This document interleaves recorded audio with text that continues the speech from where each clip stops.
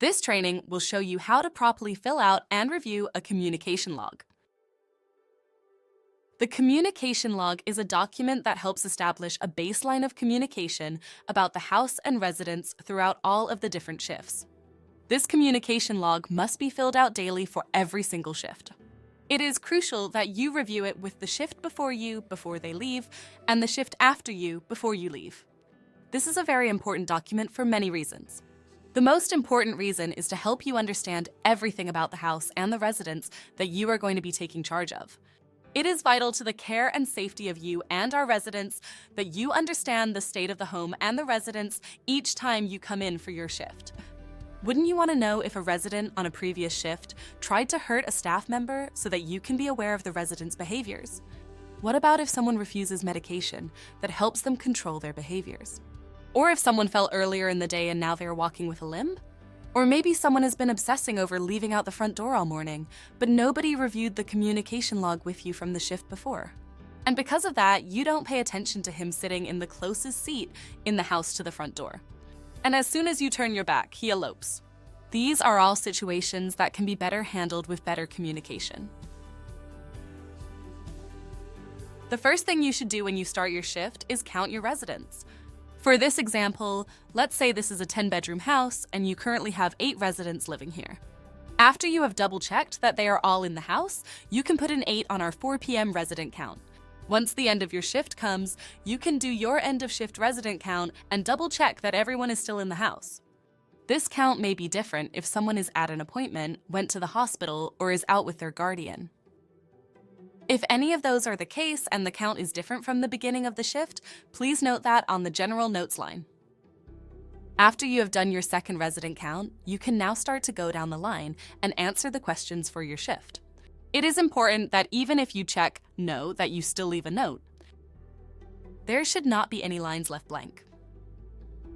Was there anyone trying to elope or who you think is at risk of elopement? On this shift, JD tried to leave out the front door twice and was redirected. So you will check yes and make a note. There were no medication refusals on this shift, so you will check no and make a note that all medications were given. There was no incontinence on this shift, so you will check no and write no incontinence. On this shift, one of your residents fell, so in the injuries you check yes and made a note. TM tripped while returning from the backyard, got a small cut on his hand. The fall was not a medical emergency, and there were no other medical emergencies on the shift, so you check no and write a note, no medical emergencies. One of the residents refused to eat dinner, so you will check yes in the meal refusal and write a note. LB did not eat dinner, but asked for a snack around 9 p.m. There were showers given on the shift, so you will check yes for showers given, and leave a note of who showered. LB and JC took showers. YC and TT did not shower today. Once you have filled out all the questions, you can use the general notes section to write anything else that was out of the ordinary or that we may want the next shift to know. You can also use the space to further explain anything that we listed above. So for our general notes, we have TM trip and cut his hand but did not hit his head. LB was given the sandwich after he refused dinner. YC and TT were both prompted to shower, but refused. No other behaviors to report. Once you have your communication log filled out and staff from the next shift have arrived, you have to sit down and review it with each other. This is not optional. You cannot leave the house until you have had this handoff meeting. Once both of the shifts are comfortable leaving and taking over with the notes you have left, one person from each shift needs to initial at the bottom of the entry. Filling out and reviewing the communication log is one of the most important things you will do at the beginning and end of every single shift that you work.